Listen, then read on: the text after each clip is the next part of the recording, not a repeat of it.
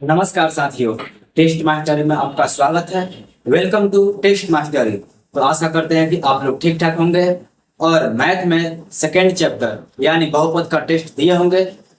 थोड़ी सी रिक्वेस्ट है कि बहुपद का 10 ही क्वेश्चन लाइव हो पाया था, कुछ टेक्निकल इश्यू हो रहा था, फिर भी 10 क्वेश्चन आपको डाल दिया गया। आप लोग टेस्ट दे चुके होंगे। इसके अलावा हम 20 क्वेश्चन और आपको लिख कर आज कराएंगे प्रैक्टिस, उसका देखेंगे।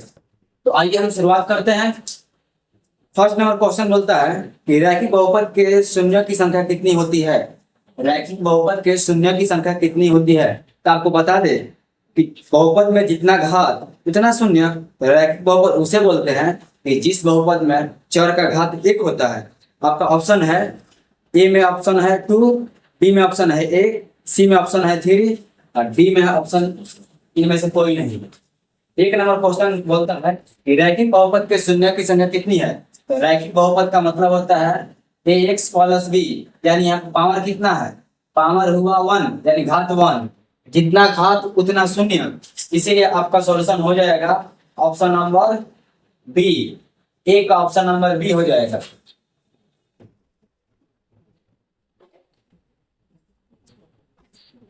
दो नंबर क्वेश्चन बोलता है कि बहुपद 6x² माइनस 11x प्लस 3 के शून्यकों का योग कितना होगा। बोलता है नंबर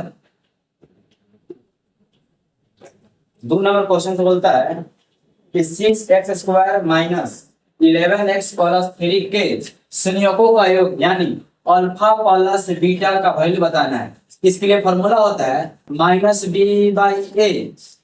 तो माइनस फॉर्मूला का और बी है आपका -11 और ए है 6, माइनस और माइनस कैंसिल यानी माइनस माइनस प्लस, तो 11/6 जो आपका ऑप्शन नंबर सी में दिया गया है। तो आपका 2 का ऑप्शन सी करेक्ट है। अल्फा प्लस बीटा इक्वल होता है -b/a। 3 नंबर क्वेश्चन बोलता है कि यदि बहुपद px का एक गुणनखंड x + 1 है तो आपको बताना है कि px का एक शून्य क्या होगा। 3 नंबर क्वेश्चन बोलता है कि कोई px है, उसका एक गुणनखंड x + 1 है, इसका शून्य कितना होगा। यानी मतलब है कि x + 1 = 0 या x = -1, यही तो आपका शून्य निकल गया। तो आपका आंसर कितना हुआ -1, जो आपके ऑप्शन नंबर ए में दिया गया है। जो आपका ऑप्शन नंबर ए करेक्ट है 3 का। 4 नंबर क्वेश्चन बोलता है यदि px बराबर qx इंटू gx दिया गया है, यदि px बराबर qx इंटू gx दिया गया है और px का घात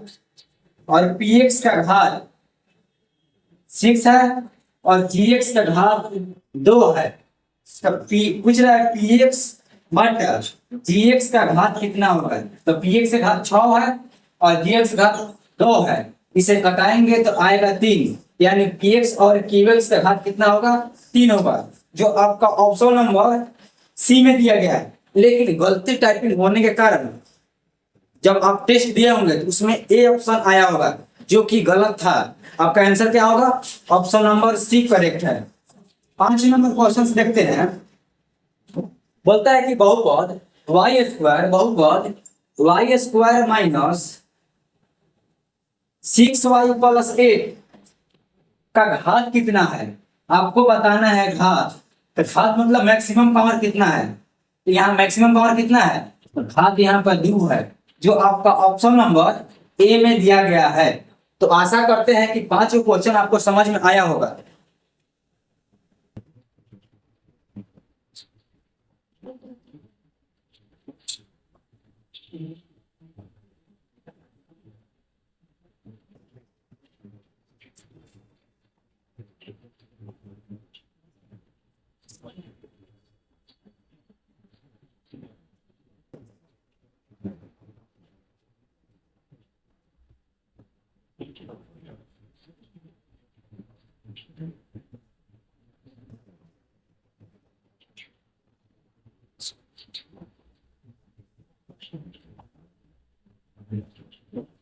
छह नंबर क्वेश्चन से बोलते हैं कि बहुपद 6 नंबर क्वेश्चन से बोलता है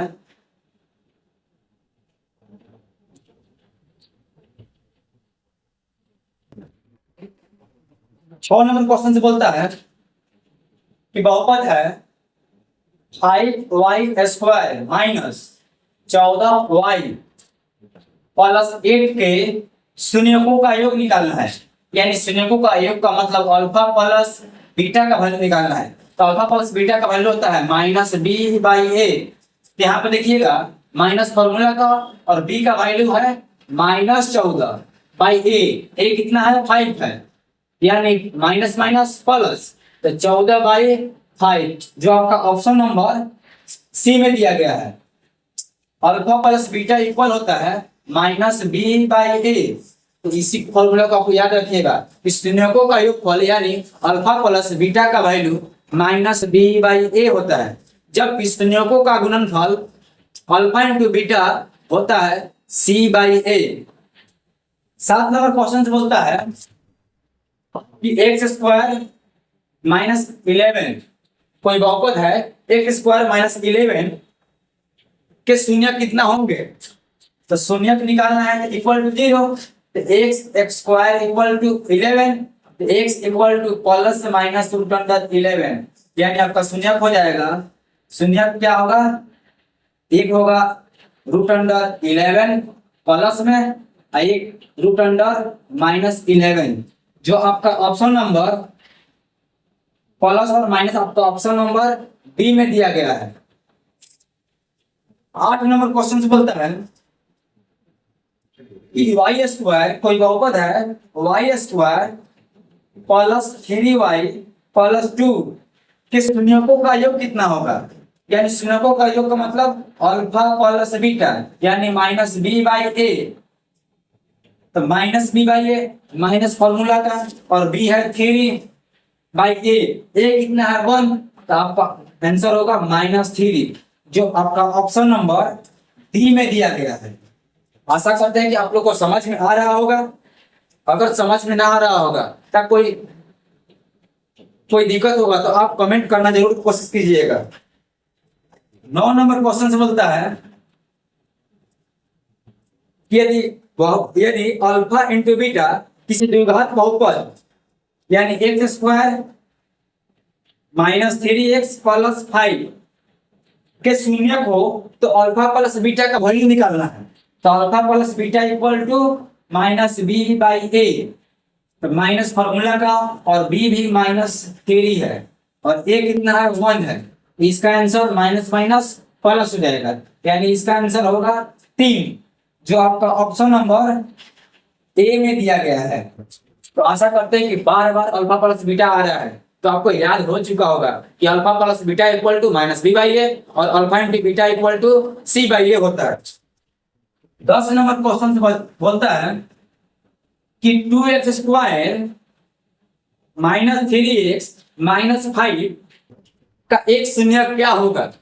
आइए इसका शून्य निकाल लेते हैं।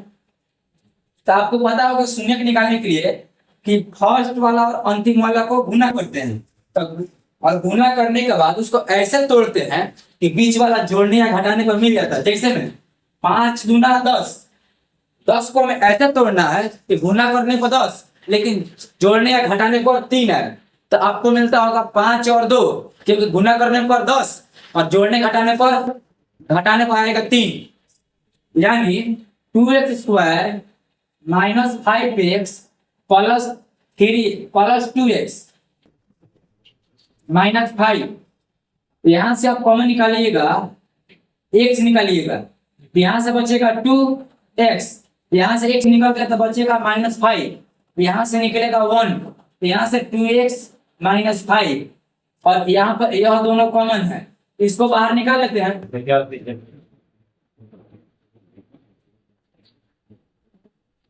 यहां पर यह दोनों कॉमन है,